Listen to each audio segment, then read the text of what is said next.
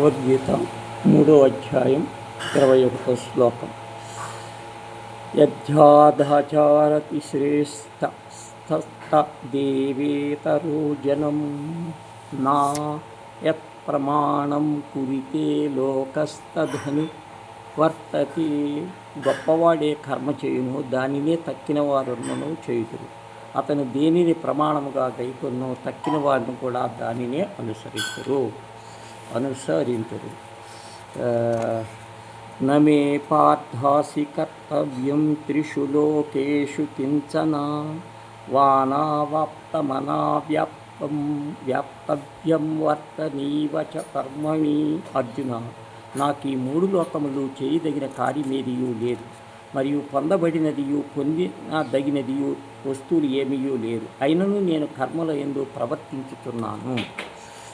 యదిహావర్తేయం జాతు కర్మణ తనిత్రత మమ వర్తనే మమ పార్థ సర్వసా. అర్జున, ఏలయనగా నేను ఎల్లప్పుడూ జాగరూకుడై కర్మమందు ప్రవర్తించకపోయినతో మనుషులు సర్వవిధముల నా యొక్క ఆ మార్గంని అనుసరించాలని వర్తించును.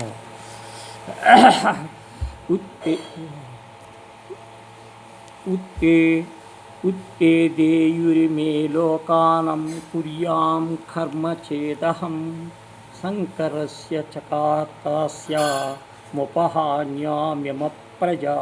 మరియు నేను కర్మలను చేయకుందనని ఈ ప్రజలు చెడిపోవద్దు. అత్తడి సంఘమును ఏర్పడి నేనే కర్తనగుడు. కావున జనులకు నేను చెడగొట్టిన వాడను.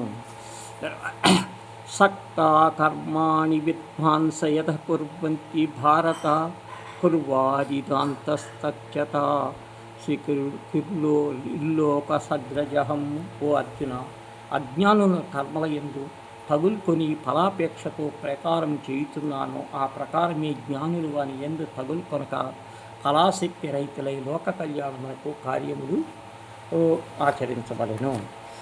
వివేకము కర్మ నీ ప్రకారం చేయవలను, ఆసక్తుడు చేయవలను. ఎందుకు లోక లాభాపేక్షం. నమే బుద్ధిం జనయేతి కర్మ సజ్ఞానం జోషాయేత్వర విద్వాన్ నమచరం. జ్ఞాని అగువాడు కర్మఫలాశక్తులకు ఆజ్ఞల యొక్క బుద్ధిని కదిలించరాదు. తాను యోగశక్తుడై నేర్పుతో సమస్త కర్మలను ఆచరించును.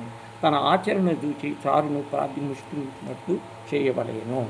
అజ్ఞానులు ఏ ప్రకారం చేయమను. తాను నిర్మలమగు ఆచరణ కలిగి అనాసక్తుడై కర్మలను ఆచరించుట దాన్ని చూచి నేర్చుకున్నవాడు ప్రవర్తించుట కానీ అలా గౌరవించుట ఉత్తమం.